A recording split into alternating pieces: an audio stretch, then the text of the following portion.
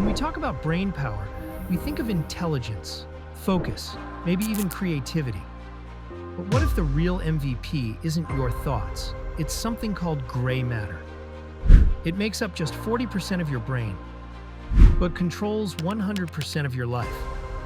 We're going to uncover the hidden science, strange history, and raw potential of this overlooked brain material. Think of gray matter as the CPU of your brain. It's where memory, emotions, decision-making, and motor control begin. There are several places in your brain and spinal column which contain gray matter. In your brain, it is seen in the outer layer, which is known as the cerebral cortex. The inner layer, the cerebrum, is involved in control of muscles, sensory reception like vision, and hearing, memory, emotions, speech, decision-making, and so on. In other words, if you're doing anything more than just breathing, there's a good chance your gray matter is involved. Super important, right? Here's the wild part. Most of your conscious life, your personality, your mental speed, your ability to solve problems, it all stems from how dense and active your gray matter is.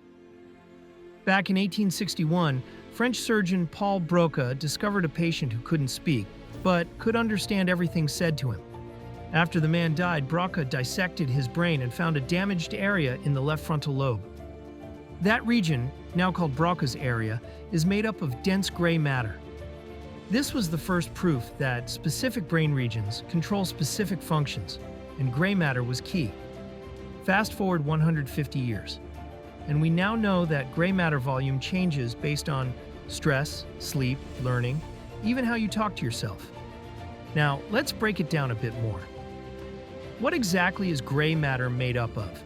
Well, it's primarily made up of neuronal cell bodies, dendrites, and axon terminals. If you are unfamiliar with those terms, do not fret, I'll explain. Neuronal cell bodies act as the neuron's central control headquarters. They contain the nucleus, which is where the genetic material of the cell is found, and are also responsible for supplying the neurons with energy. I like to think of them as the brains of the brain, if that's simple enough. Gray matter is also made up of dendrites. These dendrites are in some way like reception stations or antennas of the neuron. They receive impulses from other neurons and transmit them to the cell body of the recipient neuron. To make it easy, I like to think of them as the neuron's social network, always looking out for the latest hot news from neighboring cells. Axon terminals, on the other hand, are similar to the megaphones of the neuron. They broadcast electrical signals through the release of chemical messengers called neurotransmitters. These neurotransmitters then facilitate the transfer of information from one neuron to another, forming a network. Your brain has two main types of tissue: gray matter, which processes information, and white matter, which sends it around. If you prefer to think about the brain as a big map, the gray matter would represent all of the busy towns and cities, while the white matter would represent the highways and local roads that connect the towns, all of which would need to work smoothly for your brain to function at its best. Gray matter plays a huge role when it comes to how our mind and body function. But there's more. It can determine your at its best. MRI studies show that meditation can increase gray matter in the hippocampus, which is linked to memory. Video games can shrink gray matter in the prefrontal cortex if played excessively. Sleep deprivation literally shrinks your gray matter overnight. And get this, even a single hour of focused learning can create measurable changes in gray matter thickness. This is neuroplasticity in action. Your brain constantly remodeling itself based on how you use it. Here's the darker side. According to scientists, gray matter governs intelligent thoughts.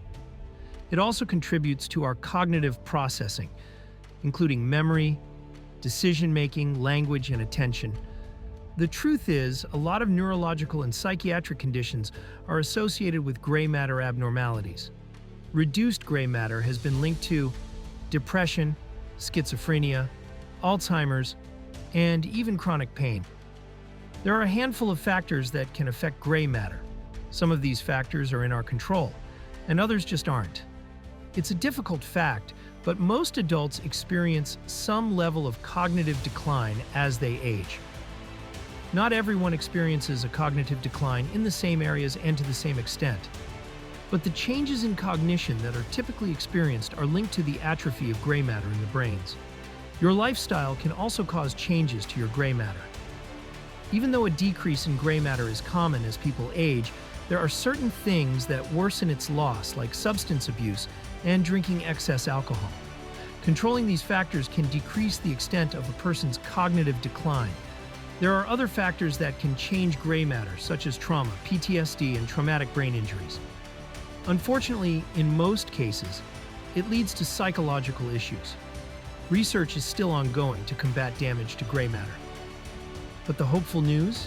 With therapy, exercise, and mindfulness, gray matter loss can be reversed. Your brain wants to repair itself. You just have to give it the chance. Think of your gray matter like a muscle. If you want mental clarity, emotional stability, and a sharper mind, train it. If you enjoyed this video, give it a thumbs up and subscribe for more brain content. Thanks for watching.